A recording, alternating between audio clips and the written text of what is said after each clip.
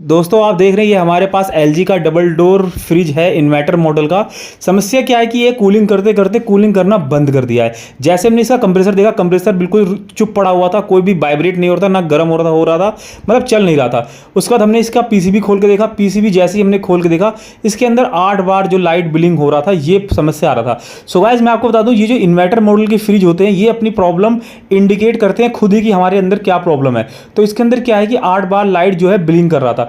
और आपको मैं बता दूं, जो 8 बार लाइट बिलिंग का मतलब होता है वो होता है मेरा कम्युनिकेशन फॉल्ट, मतलब कि पीसीबी को आपको दिखवाना पड़ेगा, पीसीबी रिपेयर करवाना पड़ेगा, तभी आपकी जो प्रॉब्लम है वो दूर होगी। सो गाइस लाइक करना, फॉलो करना।